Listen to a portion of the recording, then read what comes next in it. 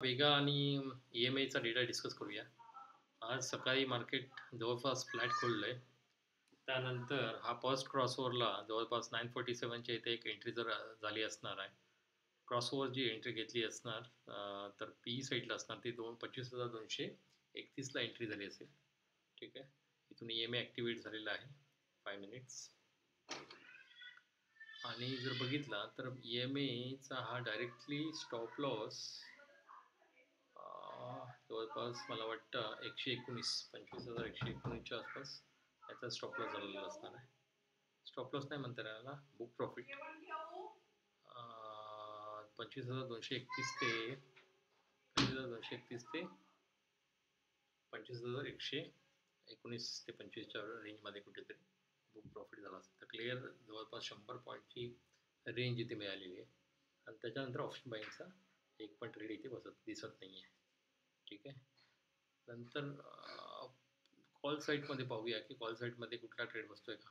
Call साईटमध्ये तर कारण हा मार्केट खाली गेल्यामुळे इकडे EMAच्या लाईनवरती रेजिस्टन्स घेऊन तो कंटिन्युअसली खाली आला आहे. इथे क्रॉस ओव्हर जवळपास दिलेला आहे तिथे, पण त्याचा स्टॉप लॉस हिट झालेला आहे. हार्डली मला वाटतं काहीतरी 177च्या लेवलला काहीतरी एंट्री दिलेली आहे त्याची 25,177 आणि त्याचा स्टॉप लॉस जवळपास 25,150च्या आसपास त्याचा स्टॉप लॉस केला. म्हणजे 20 पॉईंटचा इकडे 20 पॉईंट दिलेले असताना इकडे मोर दॅन 100 पॉईंट कव्हर झालेले आहे. जर ही ट्रेड दोन्ही ट्रेड EMAच्या बेसिसवरती आपण बघायला गेलो तर. नंतर बँक निफ्टीमध्ये बघूया काय एक्झॅक्टली झालं आहे. बँक निफ्टीमध्ये पण सेम स्टोरी आहे. अराउंड अबाउट 56,560 लेवलला एंट्री झालेली असणार पी साईडला.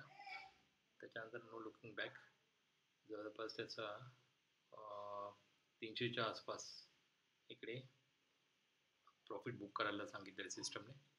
एंट्री झाली जवळपास 560 ते 300 म्हणजे जवळपास 250 पॉईंटच्या आसपास चा मूव कॅप्चर केलेला आहे EMAने.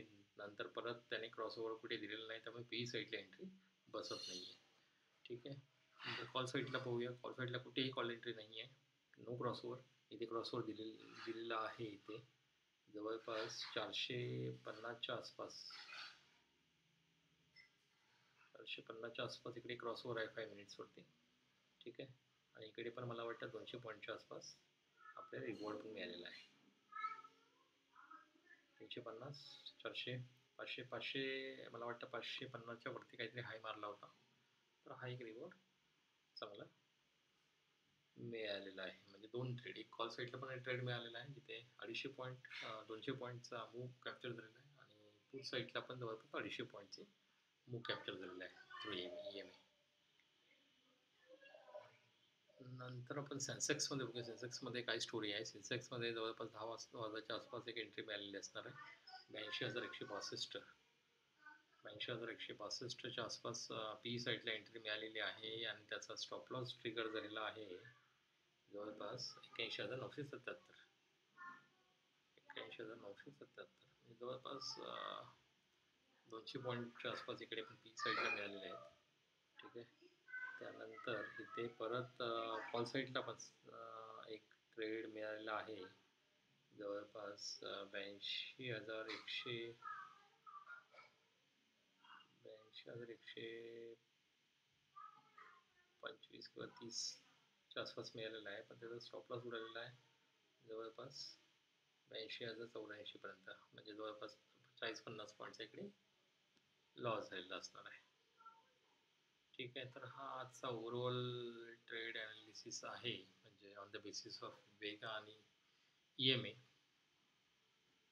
जर याच्यावरती तुम्हाला काही डाऊट असेल तर मला पक्का कमेंटमध्ये कळवा, सो दॅट मी पुढच्या सेशनमध्ये ते क्लॅरिफाय करण्याचा प्रयत्न करेन.